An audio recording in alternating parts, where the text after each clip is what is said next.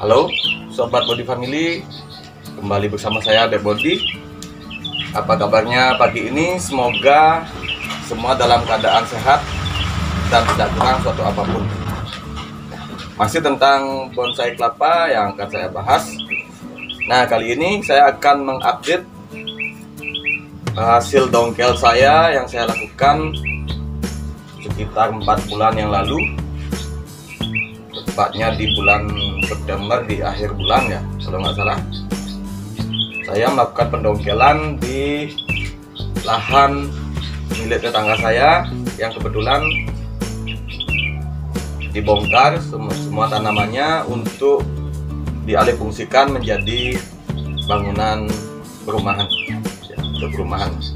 Jadi di sana ada satu pohon kelapa. Mungkin teman-teman yang belum melihat prosesnya bisa dilihat video saya sebelumnya, yaitu cara dongkel bahan bonsai kelapa bonggol besar ya. Di sana ada prosesnya, lokasinya di sana. Nah, ini dia penampakannya sekarang ya. Tapi sebelum kita bahas lebih lanjut, untuk teman-teman yang baru hadir di channel ini, saya ucapkan selamat datang. Mohon supportnya, tekan tombol like, subscribe, komen, dan nyalakan lonceng tentunya untuk mendapatkan notifikasi video terupdate dari channel ini selanjutnya. Ayo kita bahas sambil kita seruput kopi hitam penambah stamina. Mantap. Ayo kita mulai, kita lihat proses perkembangannya. Nah, ini dia.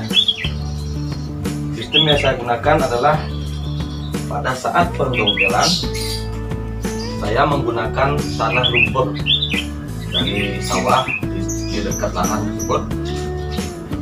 Kemudian agar yang terpotong saya lumpuri dengan menggunakan lumpur. Nah, setelah itu saya mengikat atau membungkus dengan menggunakan karung. Ini ya, karung plastik. Tujuannya agar tanah yang memang asli dari lahan di sana tidak pecah, dan kemungkinan besar ya, itu akan mengakibatkan kematian pada bahan bonsai kelapa atau dongkelan yang kita lakukan. Ini saya dapatkan referensi dari tukang kebun di daerah Padanggala yang menjual tanaman hias. Di sana juga banyak hasil dongkelan kelapa ya, itu untuk di villa ataupun di hotel-hotel. Ini dia. Nah, untuk kelembaban saya lakukan penyiraman 2 hari sekali. Untuk media tanam saya tambahkan media tanam biasa dan saya tutup menggunakan spot. Tujuannya bersama agar tanah yang ada di dalamnya tidak retak. Nah, mari kita lihat. Nah, ini dia. Teman-teman bisa lihat tanahnya tidak terbelah.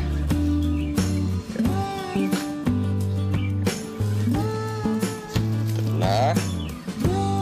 Nah, saya lakukan penyiraman 2 hari sekali, dan yang terpenting saya tutupi dengan menggunakan spon untuk menjaga kelembaban dari tanah ini agar ketika terkena cahaya matahari,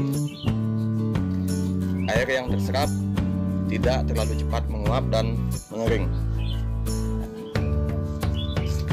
Bonggolnya teman-teman bisa lihat ya, lumayan ya. Mohon maaf, besarnya lebih besar dari peti saya yang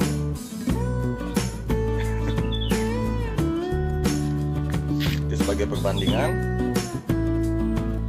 Untuk bagian pelepah sengaja saya biarkan seperti awal pendongkelan. Ini tujuannya untuk mencegah stres berlebihan pada bahan dongkelan kita. Kenapa seperti itu? Karena setiap getaran yang kita lakukan, apalagi kita melakukan penebasan pelepah ataupun membuat bahan dongkelan ini bergoyang, berguncang, akan mengakibatkan stres yang berlebihan. Ya, ini saya gunakan kayu. Nah, kayu ini sebagai penyangga, ini kawat-kawat juga sebagai pancang, agar ketika tertiup angin, bahan dongkelan ini tidak terlalu bergoyang.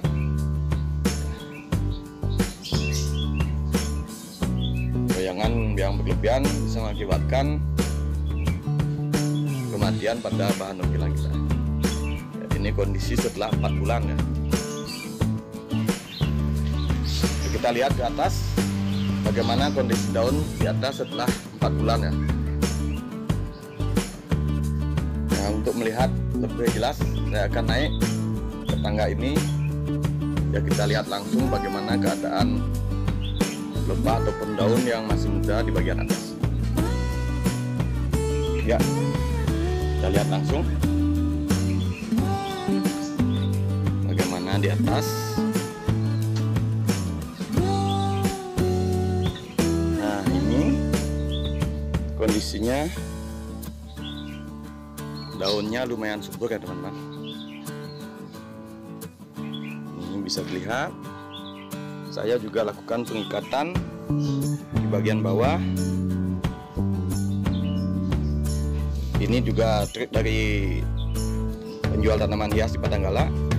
Ini bagian bawahnya kita ikat agar tumbuhnya nanti masih kuncup ke atas ya.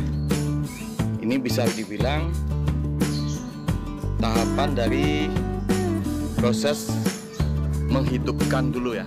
Ini masih belum proses mengkerdilkan. Tujuannya untuk menghindari air yang masuk secara berlebihan pada tunas terdalam atau tunas yang paling muda, yang bisa mengakibatkan pembusukan pada bakal tunas yang paling muda. Kalau itu terjadi, kematian pasti terjadi pada dongkelan kita. Kita lihat dari sisi yang lain.